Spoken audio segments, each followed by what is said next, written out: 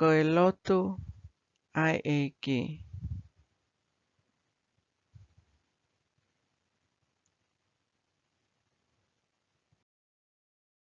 E he wae atu ia, he e kulupu haape mata mei Langi.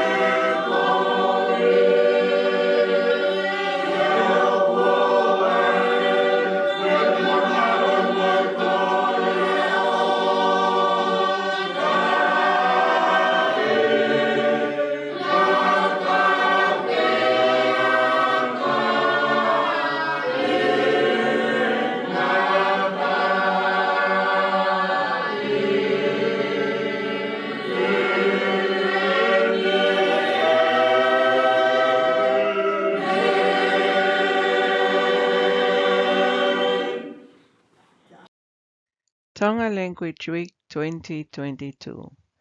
Ke tu uloa ai lea whakatonga I Aotearoa.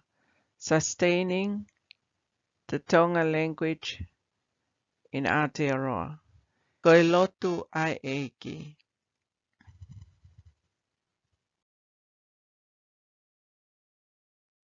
Ko e mau tamai oku I he vani.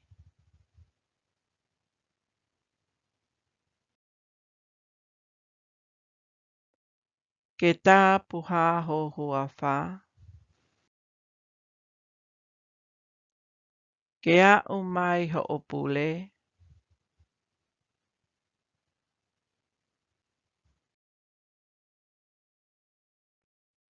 Ke whai ho finangalo.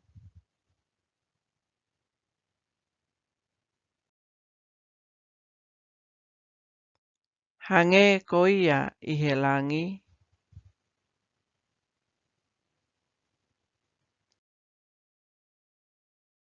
Ke pehe foki I mamani.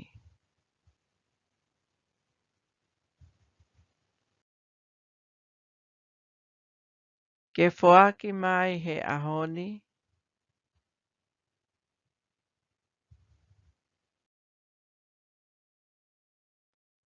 Ha amau me akai whakaaho.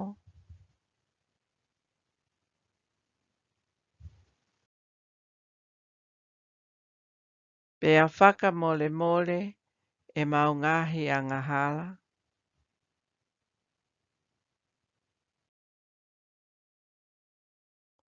Hange ko e mau whaka mole mole.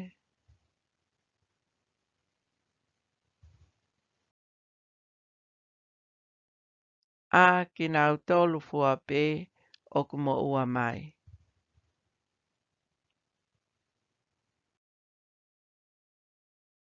Pea oua na ake whakahu.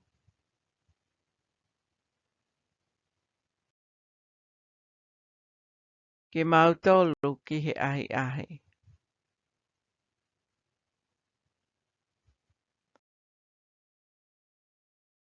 Ka ke whakahau fi aki mau tolu me he whiri.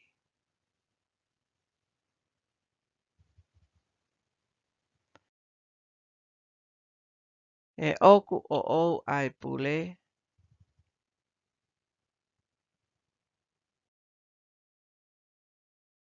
Pea moe mālohi, moe kololia.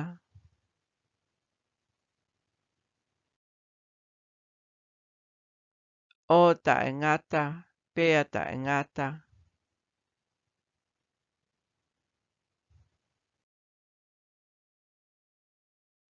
E mene.